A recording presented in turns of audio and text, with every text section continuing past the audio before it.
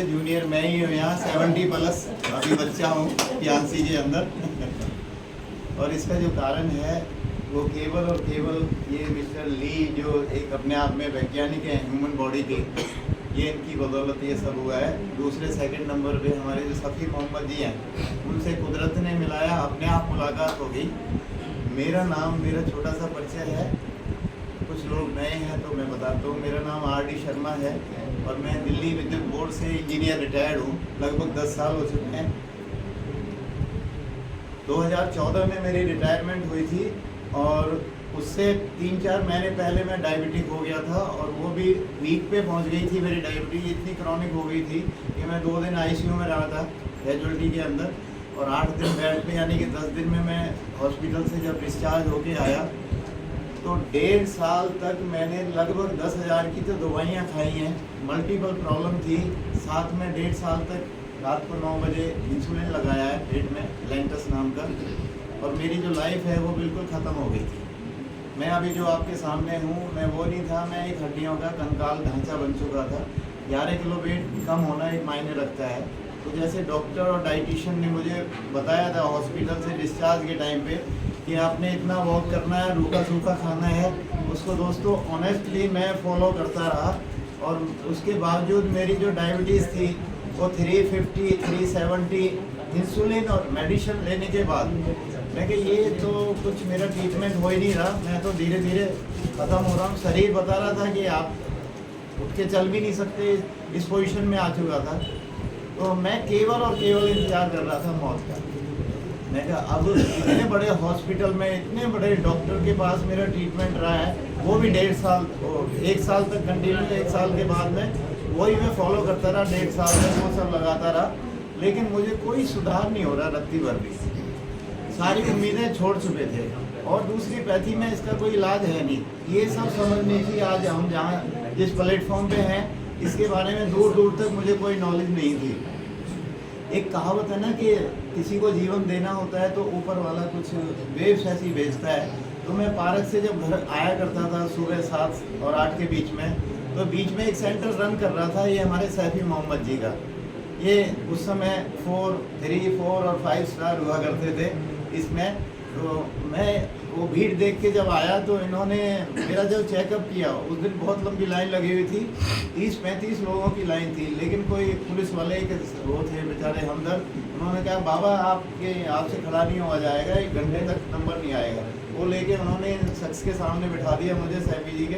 इन्होंने हाथ से जब चेकअप किया तो बहुत सारी प्रॉब्लम थी। मतलब डायबिटीज़ का इन्होंने इंडिकेट किया, शर्मा जी आप डायबिटिक हैं। मैं कहा ये कैसे बता रहे हैं, बिना ब्लड निकाले, ये तो कोई जोशी हैं। मेरे लिए ये सिस्टम नया था बिल्कुल। और दूसरा कहता है ये आपका जो बाजू है लेफ्ट वाला, ये फ्रोजन हुआ पड़ा है, ये उठता नहीं है। तो वाकई ये नहीं उठता था, ये उठ जाता था। तो मुझे पूरा विश्वास हो गया उस दिन इनके ऊपर। तो मैं कहा मैं ठीक कैसे होऊंगा? कहते इसमें ठीक नहीं होते। मैं कहा फिर मैं क्या करूँगा? कहता है इसमें बीमारी जड़ से ख़त्म होती है, सारी बीमारी, हम ऑर्गन पे काम करते हैं। तो दोस्तों इन्होंने जो शुरुआत की उस दिन, तो लगभग 40 मिनट के बाद मेरी जो स्पीड थी, जो मैं चल नहीं पाता था, वो स्पीड मेरी बहुत अच्छी हो गई जब अंदर मैं वॉक कर रहा था।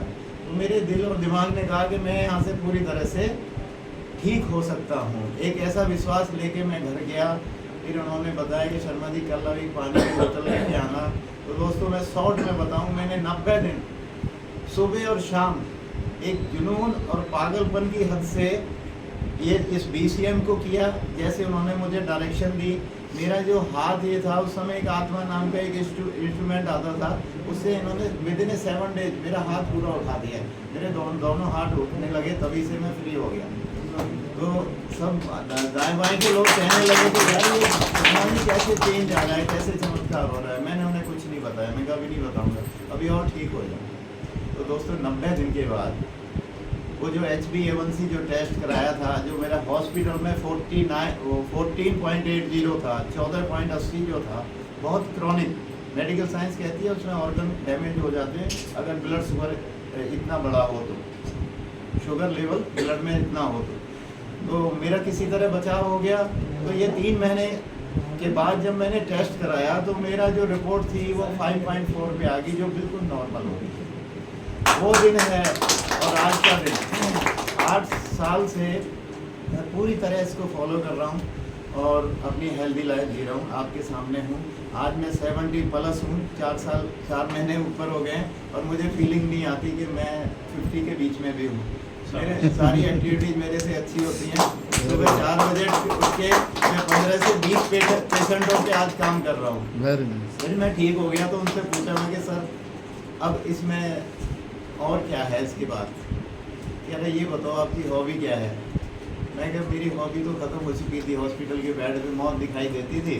नहीं तो हॉबी ये है, मुझे घूमने का बड़ा शौक है। मैंने इंडिया तो अपना ऑन ड्यूटी सारा कवर कर लिया है, कुछ नहीं छोड़ा, 12-14 फ्लाइट लेके। लेकिन अब बाहर का जो था वो रह गया। कहता नहीं वो यहाँ से पूरा होगा। तो वो समझाने लगे मुझे कुछ मेरी समझ में आया, ये तो वो जोड़ने वाला सिस्टम है। मैं दूर हट गया। मैं यार मुझे अभी भी पेंशन इतनी अच्छी मिल रही है, मेरा TDS कटता है, मैं रिटर्न वगैरह भरता हूँ, अभी भी 70-80 हज़ार मुझे पेंशन गवर्नमेंट दे रही है। मैं इन चक्करों में नहीं पड़ता। फिर ये मेरी डॉटर है रीमा शर्मा, आज बहुत अच्छी ट्रेनर हैं। लगभग कोई सैकड़ों लोगों को ट्रेनिंग दे के अपना सेंटर रन करा रही है। तो वहीं 2nd फ्लोर पे ट्रेनिंग सेंटर बनाया हुआ है, ये रीमा मैडम है। तो दोस्तों ये ही करते करते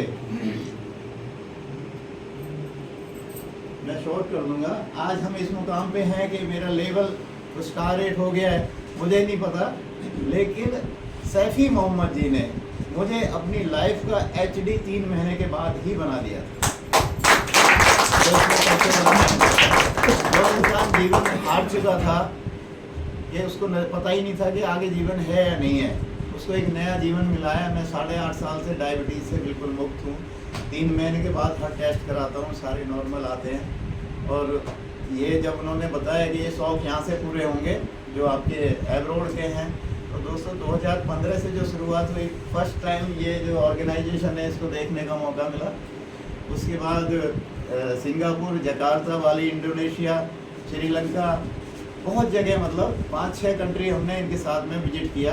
और बीच में कोविड आ गया था, उसके बाद बंद हो गया। फिर बच्चों ने जाना बंद कर दिया कि अब आप मत जाओ, अब हम जाएंगे। तो ये मेरा इंट्रोडक्शन है। Thank you.